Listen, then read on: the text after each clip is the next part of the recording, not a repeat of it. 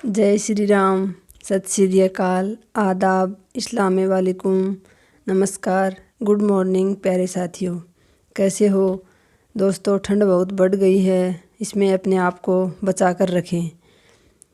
और मैं आपसे उम्मीद करती हूँ दोस्तों, जो समर्पित विद्यार्थी है वो निरंतर अपनी तैयारी में लगे होंगे और जो तैयारी में लगे हैं उन्हीं को सफलता मिलेगी। दोस्तों याद रखना, अगर इस समय आप समय को गंवा रहे हैं तो आपको आगे इसकी बहुत बड़ी हानि होगी। और दोस्तों जैसा कि न्यूज़पेपर में आया है, आज अभी 6000 की जो पोस्ट थी 2022 में आई थी, जो भर्ती व्याख्याता की, उसकी सबकी पोस्टिंग होने के बाद भी दोस्तों व्याख्याता के बहुत सारे पद खाली रहेंगे। और जाहिर सी बात है दोस्तों, पद खाली है तो सरकार चाहे कोई भी आए, उन व्याख्याताओं की भर्ती तो करनी पड़ेगी। तो आपको बहुत जल्द दोस्तों बजट के साथ ही व्याख्याता की नई भर्ती देखने को मिलेगी। आप तो बस अपनी तैयारी को जारी रखें, बिल्कुल भी बीच में छूटने ना दें। लगातार समय को बढ़ाते जाएं। पढ़ने का समय लगातार आपका बढ़ता ही जाना चाहिए। दोस्तों आज मैं आपसे बात करूंगी दोस्तों, मेरा अभी 2022 में जो भर्ती आई थी व्याख्याता की 6000 की, उसमें मेरा हिंदी व्याख्याता के रूप में चयन हुआ है अंतिम रूप से। दोस्तों हमारी 1462 पोस्ट थी। 1462 में से मेरी 114वीं रैंक आई है और वैसे भी मैं जनरल कैटेगरी में आती हूँ दोस्तों। तो मेरे कितने % सही हुए, जीके में मैंने कितने किए थे और कितने मेरे सब्जेक्ट में सही हुए, कितने मैंने किए थे, वो मैं आज आपको बताने जा रही हूँ। क्योंकि सभी विद्यार्थियों को जिज्ञासा रहती है कि जो लगे हैं उनके कितने % सही थे, कितने उन्होंने किए, कितने माइनस मार्किंग में चले गए। तो आज मैं आपके साथ वही शेयर करूँगी दोस्तों। जैसे कि आपको विदित है, प्रथम पेपर जो जीके होता है उसमें दोस्तों 75 क्वेश्चन आते हैं, यानी 75 क्वेश्चन आते हैं। उसमें से दोस्तों मैंने 54 क्वेश्चन किए थे, 54 क्वेश्चन मैंने किए थे और 21 क्वेश्चन को मैंने नहीं किया था। जैसा कि इंग्लिश और मैथ को तो मैंने ना तो तैयारी के दौरान छेड़ा था, वो मेरे बस का नहीं था, और ना ही मैंने पेपर में देखा कि कैसा क्या आया, क्योंकि जब मैंने पढ़ाई नहीं तो पेपर में उसको क्या देखती।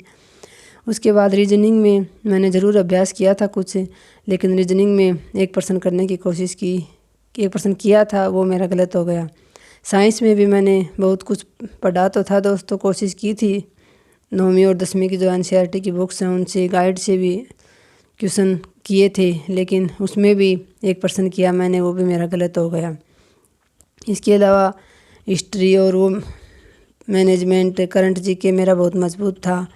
तो मैंने कुल 54 क्वेश्चन किए दोस्तों फर्स्ट पेपर में जीके में। उसमें से 1 क्वेश्चन RPSC ने डिलीट कर दिया। उसके बाद मेरे 6% दोस्तों गलत हो गए जो किए थे। उसमें से एक तो रीजनिंग का हो गया, एक साइंस का हो गया और 4 क्वेश्चन और हो गए। तो 6 क्वेश्चन मेरे गलत होने के बाद दोस्तों माइनस मार्किंग में चले गए 2। अब मेरे कुल 45% सही बचे हैं, जैसे कि आंसर की आई थी। इसके अलावा तो दोस्तों अंतिम आंसर की और हमारा स्कोर कार्ड तो अभी जब सभी की ज्वाइनिंग हो जाएगी व्याख्याताओं की, उसके बाद ही पता चलेगा कि हमारे एग्जैक्टली कितने नंबर हैं, ये हमें अभी तक नहीं पता। लेकिन जो की आई थी उसमें हमने मिलाया था, उसके अनुसार बता रही हूँ। मेरे जीके में 45 क्वेश्चन सही हैं दोस्तों। माइनस मार्किंग के बाद मैंने किए थे 54 क्वेश्चन, क्योंकि मेरा ये टारगेट था दोस्तों। मैं 40+ मानकर चल रही थी, क्योंकि 30 तो हमें करने ही करने थे 40% की बाध्यता के कारण। लेकिन अगर हम 30 ही मानकर चलेंगे तो हम 25 तक ही पहुंच पाएंगे, इसलिए हमें लक्ष्य बड़ा लेकर चलना है। मैं 40+ तो मानकर चल रही थी। इंग्लिश और मैथ को बिल्कुल छोड़ देने के बाद भी मैंने हिस्ट्री और मैनेजमेंट और करंट जीके पर बहुत अधिक ध्यान दिया। वहीं राजस्थान की ज्योग्राफी, पॉलिटिकल के प्रश्न आजकल दोस्तों बहुत हार्ड आते हैं, इसलिए उसमें मेरे 2% गलत हो गए। जबकि पॉलिटिकल मेरी बहुत अच्छी है, वैसे मुझे बहुत अच्छा लगता है पॉलिटिकल सब्जेक्ट, लेकिन आजकल प्रश्न बहुत अधिक गहराई से पूछे जा रहे हैं, इसलिए 2 क्वेश्चन मेरे उसमें गलत हो गए दोस्तों। और बाकी करंट जीके भी मेरा अच्छा था, हिस्ट्री और मैनेजमेंट भी अच्छे थे दोस्तों। उनको मैंने बार बार पढ़ा था। हिस्ट्री का मैंने जैसे कि आपको बताया है कई बार, मैंने अक्टूबर में ही अजय चौधरी सर का, अक्टूबर 2021 में ही अजय चौधरी सर का कोर्स ले लिया था। उनके वीडियो सुनती थी PDF से नोट्स बनाकर, और दोस्तों याद करते करते 2 बार तो मेरे नोट्स तैयार हो गए थे। यानी मैंने एक बार उनको और शॉर्ट जैसा कि मैं याद करती थी और फिर जितना मुझे याद रहता था उतना लिखती थी। तो ऐसे करके दोस्तों 2 बार तो मेरे हिस्ट्री के नोट्स तैयार हो गई थी। एक बार तो मैंने PDF में देखकर बनाया, दूसरी बार मैंने याद कर कर के लिखा। तो दोस्तों ऐसे ही जब आपको याद नहीं हो तो आप बार बार उनको लिख कर याद करें, कैसे भी करें, लेकिन निरंतर उस पर समर्पित रहें दोस्तों। इसके बाद बात आती है दोस्तों सब्जेक्ट की। जैसा कि मेरा हिंदी सब्जेक्ट है तो हिंदी में हमारे 150 क्वेश्चन आते हैं, जिसमें से 120 तो सब्जेक्ट के आते हैं और 30% साइकोलॉजी के आते हैं। अब की बार दोस्तों 30 नहीं थे, किसी पेपर में 30 भी थे, किसी में 18-19, हमारे 18% ही थे दोस्तों साइकोलॉजी के, क्योंकि इस बार पैटर्न चेंज हुआ था, सिलेबस भी चेंज हुआ था, तो उस वजह से कम ज़्यादा हो रहे थे। पर 30 से अधिक नहीं आएंगे, 30% ही हैं निश्चित। साइकोलॉजी के कम हो सकते हैं, ज़्यादा नहीं आएंगे इससे। उसमें दोस्तों मैंने 142% किए थे 150 में से, क्योंकि पेपर का स्तर इतना अधिक हार्ड भी नहीं था और वैसे दोस्तों मेरी तैयारी भी बहुत अच्छी थी, तो मैंने 142% कर दिए थे। और जब यहाँ आकर पेपर के दूसरे दिन जब यूट्यूब पर टीचर्स द्वारा, कोचिंग संस्थानों द्वारा जब की डाली गई, उस समय तो दोस्तों मेरे 120%, 120+ ही सही हो रहे थे हिंदी में। लेकिन फिर जब दिसंबर में हिंदी की RPSC द्वारा आंसर की डाली गई तो उसमें दोस्तों उन्होंने 9% तो यूँ की यूँ डिलीट कर दिए। उस दिन बहुत दुख हुआ था दोस्तों, लेकिन कर भी क्या सकते थे। 150% इन विषय विशेषज्ञों द्वारा नहीं बनाए जा रहे और हमारे सामने इन्होंने परीक्षा से ठीक 5-6 महीने पहले सिलेबस चेंज करके रख दिया था और इतना था जोड़ दिया था, जो जोड़ा था वो पद्य भाग, गद्य भाग, कहानियाँ, निबंध, कई सारे ऐसे टॉपिक जोड़ दिए थे जो पहले कभी पढ़े नहीं थे, यानी जो ग्रेजुएशन और पोस्ट ग्रेजुएशन में आते हैं वो। तो दोस्तों फिर भी 9% डिलीट हो गए। उसके बाद भी दोस्तों जो डिलीट हुए 9%, उसमें से मेरे 7 तो दोस्तों पूरी तरह सही थे, 2 में थोड़ा डाउट था। लेकिन उसके बाद मेरे 112 क्वेश्चन ही सही बचे दोस्तों, और फिर माइनस मार्किंग में चले गए। मेरे 16 गलत हो गए थे, तो उसकी वजह से माइनस मार्किंग में चले गए। मेरे 106% ही सही बचे दोस्तों आंसर की के बाद। उसमें से 106 तो बिल्कुल सही बच गए थे, 5 दोस्तों जो मेरे सही थे, लेकिन RPSC ने उनका दूसरा उत्तर माना था, जिन पर मैंने आपत्ति लगाई थी। मैंने 5 पर लगाई थी, लेकिन दोस्तों बहुत सारे प्रश्नों पर आपत्तियां दर्ज हुई थी। अब उनमें से RPSC ने क्या मानना है, किसको सही माना है, किसको डिलीट किया है, वो तो अभी फाइनल आंसर की आएगी, उसके बाद ही पता चलेगा। उसके बाद ही हमारे नंबर पता चलेंगे दोस्तों सही कितने हैं, क्योंकि मेरे 106% बच रहे थे उस हिसाब से और 45% उसमें थे। उसका अगर जोड़ करें तो दोस्तों मेरा लगभग 315 जो नंबर हैं वो मेरे बन रहे थे, और 315 ही मैं मान कर चल रही थी दोस्तों। और सभी जो यूट्यूब पर सर बताते थे सभी 300 के आसपास मेरिट बताते थे दोस्तों। तो मैं ये सोचती थी, क्योंकि 300 से ऊपर कोई विरला ही जा रहा था, नहीं तो पिछली बार की भर्ती में जैसे कि डबल की 295 रही थी और सिंगल की फिर 285 रही थी, तो 10 अंक का अंतर आया था। उसी को देखते हुए पिछली बार वैकेंसी कम थी, सीटें कम थी, इस बार सीटें भी अधिक थी। कुछ सिलेबस चेंज हुआ था और कुछ जो 40% वाला लागू कर दिया था नियम, उसकी वजह से 300 के आसपास ही सभी मेरिट बता रहे थे कि इससे अधिक नहीं जाएगी। 2-3 कारण हो गए थे उसके पीछे। 40% वाली बाध्यता हो गई थी, थोड़े समय पहले सिलेबस का बदलना भी इसका एक कारण माना जा रहा था, और दोस्तों वैकेंसी अधिक थी। उसको देखते हुए ये लग रहा था कि मेरे 315 हैं, 300 के आसपास रहेगी तो मेरा आराम से हो जाएगा। लेकिन दोस्तों जब डबल की मेरिट आई तो पैरों के नीचे से ज़मीन खिसक गई, क्योंकि 308 गई दोस्तों डबल की। उसके बाद तो बिल्कुल ही उम्मीद टूट गई थी कि मेरे तो 315 ही बन रहे हैं। अभी जो आपत्तियाँ लगी हैं उन पर पता नहीं वो क्या मानेंगे, डिलीट करेंगे, हमारे जो गलत हैं वो वही उत्तर मानेंगे वो। तो दोस्तों कोई उम्मीद भी नहीं बची थी 308 जाने के बाद तो।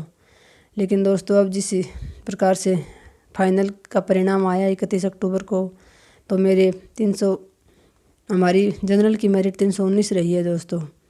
तो मेरा अभी जो नंबर है वो मेरे 320+ ही मिलेंगे दोस्तों जब फाइनल हमारा स्कोर कार्ड जारी होगा उसमें, क्योंकि 319 तो मेरिट रही है और फिर उसमें भी मेरी 114वीं रैंक है, तो 320 से 25 के बीच मेरे अंक मिलेंगे दोस्तों।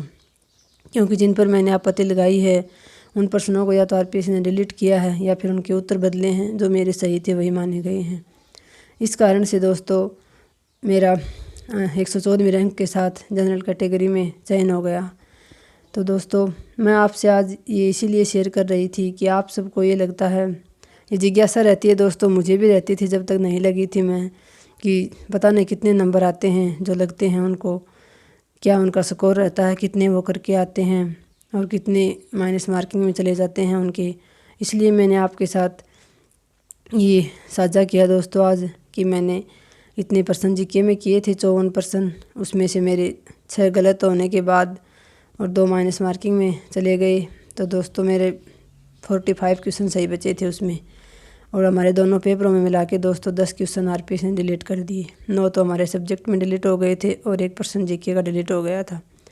तो दोस्तों आप देख सकते हो 150% और 75% के जो होते हैं वो पर्सन भी आरपीएससी इतनी बड़ी संस्था है, संवैधानिक संस्था है, वहाँ इतने बड़े बड़े विषय विशेषज्ञ बैठते हैं, 3-4 साल में उनको पेपर बनाने का मौका मिलता है, फिर भी उनसे 150% भी सही नहीं बनाए जाते दोस्तों।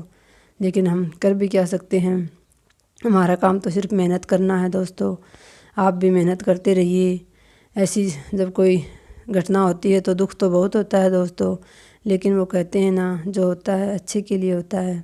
इसलिए आप भी मेहनत करते रहिए, आप अपनी मेहनत में कोई कसर मत रखिए, बाद में आपके साथ अच्छा ही होगा अगर आप समर्पण के साथ पढ़ाई कर रहे हैं तो दोस्तों मैं तो इसीलिए आज आपके साथ ये शेयर की ये बातें कि मैंने कितने परसेंट किए थे। आप भी लगातार लगे रहें। आपको 2024 में दोस्तों व्याख्याता की भर्ती और एग्ज़ाम दोनों देखने को मिल जाएंगे। इतना मेरा जो अनुभव हो उसके हिसाब से कह रही हूँ मैं दोस्तों, और तो बाकी जो संस्थाएं करेंगी, जो आरपीएससी करेगी वही होगा। लेकिन आप अभी से लगातार अपनी तैयारी जारी रखें दोस्तों और नोट्स बनाएं। मेरे तो दोस्तों नोट्स 2 बार तैयार हो गए थे, ऐसे हिंदी साहित्य इतिहास की, जैसे कि मैंने आपको बताया मैंने कविता माहेश्वरी मैडम हैं वो यूट्यूब पर पढ़ाती थी, बाद में टेलीग्राम पर जो पीडीएफ देते थे उनसे मैंने एक बार तो नोट्स बना लिए दोस्तों, 2 रजिस्टर भर गए थे उनसे। उसके बाद मैंने जब उनको याद कर करके दोबारा लिखा तो एक जो पतला रजिस्टर आता है दोस्तों, कॉपी 15 रुपये की, वो कॉपी मेरी दोबारा मैंने उनको और शॉर्ट करके उसमें लिख लिया था दोस्तों, याद कर करके। तो मुझे तो याद करने का और पढ़ने का वो जुनून सवार था दोस्तों कि मैं नोट्स लिखने में बिल्कुल भी ये नहीं करती थी कि कैसे लिखा जाएगा। पीडीएफ मैंने कभी नहीं निकलवाने की सोची दोस्तों, मैं हाथ से ही लिखती थी। और हाथ से लिखे हुए नोट्स जो दोस्तों जल्दी याद भी होते हैं। एक बार तो आप लिखते हो तभी आपका रिवीजन हो जाता है, पढ़ सकते हो आप उनको, लेकिन दोबारा जब वो नोट्स बनकर तैयार हो जाएंगे और आप उनको पढ़ने के लिए उठाओगे तो आपको एक अलग ही सुकून मिलेगा। अपने हाथ से लिखे हुए जब उनको पढ़ोगे तो वो बहुत अच्छे से जल्दी याद होंगे। ऐसा आप करके देख सकते हो। आप किसी एक टॉपिक के नोट्स बना के देख लो पहले, ज़्यादा ना बना पाओ तो। जैसे आप प्रथम पेपर में जो हिस्ट्री आती है उसमें से आप किसी एक टॉपिक का नोट्स बना लो दोस्तों, और उसको फिर आप याद करके देखो आपको कितने जल्दी याद होंगे। तो इसीलिए ये दोस्तों खुद के नोट्स बनाने ज़रूरी हैं। वो कहावत है ना कि खुद के मरे बिना स्वर्ग नहीं मिलता। तो दोस्तों आप ये सोचो कि हम नोट्स ले आएंगे, पीडीएफ निकलवा लेंगे या किसी से नोट्स ले लेंगे तो दूसरों के नोट्स से कभी भला नहीं होता। नोट्स तो खुद के बनाए हुए ही काम आते हैं दोस्तों। वैसे तो किताबें बहुत सारी हैं बाज़ार में, आप कितनी भी ला सकते हो, और जब भी लाओ तो आप, अब मुझे पता है मैं भी ऐसा ही करती थी दोस्तों। आप बार बार वीडियो देखोगे सफल अभ्यर्थियों की, कोई कुछ किताब बताएगा, कोई कुछ बताएगा दोस्तों। आप ये सोचोगे मैं ये भी ले आऊँ, ये भी ले आऊँ, लेकिन सिर्फ किताब लाने से सिलेक्शन नहीं होता दोस्तों, किताब को पढ़ना पड़ता है। इसलिए आप ज़्यादा सामग्री इकट्ठी ना करें, मैं तो यही कहूँगी। आप सीमित सामग्री रखें, उसी को आप बार बार पढ़ें, बार बार रिवीजन करें उसी का, तो आपका सिलेक्शन आराम से हो जाएगा। ऐसा नहीं है कि जो सफल अभ्यर्थी बताएं वही बुक आप लाओगे तब आप पढ़ पाओगे, नहीं दोस्तों। जितना आपके पास मैटर है उस पर विश्वास करो और विश्वास के साथ उसको बार बार पढ़ो। ज़्यादा सामग्री इकट्ठी करने से कुछ नहीं होता जब आप उनको पढ़ ही नहीं पाओगे तो। और जहाँ तक मेरा मानना है, मैं तो यही कहूँगी आपको, अभी समय है, आप अपने नोट्स बना लो, अच्छे से तैयार कर लो नोट्सों को, और उसके बाद आप बार बार उन्हीं का रिवीजन करो दोस्तों। ऐसा कोई बहुत बड़ा कार्य नहीं है व्याख्याता बनना कि आप ये सोचो कि आपको कहीं बाहर कोचिंग में जाना पड़ेगा या आपको टेस्ट सीरीज़ ज्वाइन करनी पड़ेगी। नहीं दोस्तों, मैंने कोई टेस्ट सीरीज़ ज्वाइन नहीं की थी, ना ही मैं कोई गाइड लेके आई थी किसी भी, ना तो विषय की लेके आई थी, ना ही मैं जीके के लिए कोई गाइड लेके आई थी। मेरे पास जितनी सीमित सामग्री थी उन्हीं को मैंने बार बार रिवीजन किया। दोस्तों, ज़्यादा किताबें खरीदने में मैंने कभी विश्वास नहीं किया। इसके पीछे आप कारण कोई भी मान सकते हो, पैसों का अभाव भी मान सकते हो, या फिर मेरी रुचि भी नहीं थी दोस्तों अधिक मैटर इकट्ठा करने में, क्योंकि फिर मुझे ये लगता था कि ये पढ़ूँ या पढ़ूँ, उसमें दुविधा ज़्यादा होती थी। जबकि मैंने मेरे साथ कुछ दिन बाहर तैयारी की थी तो मैंने ऐसी बहुत सारी लड़कियों को देखा है मेरे साथ, जो कोई बता दे ये बुक अच्छी है वही बुक ला के रख देती थी। बाद में उनको ये तक भी याद नहीं रहता था कि मेरे पास ये बुक है भी क्या या नहीं है। तो दोस्तों, फिर ऐसी बुक ला के रखने का क्या मतलब जब आप उसको पढ़ ही ना पाओ। तो दोस्तों, अंत में मैं यही कहूँगी, आप सीमित सामग्री रखें लेकिन उस पर विश्वास करें। सबसे पहले खुद पर विश्वास करें कि मैं हाँ कर सकता हूँ। उसके बाद अपनी सामग्री पर विश्वास करें। अगर आप किसी एक गुरुजन का आसरा लेते हो, किसी एक गुरुजन का सहारा लेते हो, तो उस पर विश्वास करें दोस्तों। बार बार किसी के कहने से कि आपने किसी का भी वीडियो सुन लिया, सभी सफल अभ्यर्थी अपना अपना अनुभव बताएंगे दोस्तों। मैं ये नहीं कहती वो गलत बता रहे हैं, लेकिन सबका अपना अपना तरीका होता है। लेकिन अंतिम रास्ता दोस्तों मेहनत ही है। मेहनत का कोई शॉर्टकट नहीं है और मेहनत के बिना सफलता भी नहीं मिलती। मेहनत ज़रूरी है दोस्तों, और मेहनत भी पूरे समर्पण के साथ और लगातार करनी होगी, तभी आप सफल हो पाओगे। और जिन भी साथियों को नौकरी लगना ज़रूरी है वो निरंतर पढ़ाई जारी रखें। आप निरंतर धैर्य के साथ और अपनी पढ़ाई जारी रखते हैं तो आपको आने वाली भर्ती में व्याख्याता बनने से कोई नहीं रोक सकता। आज की वीडियो में इतना ही दोस्तों, धन्यवाद। जय हिंद।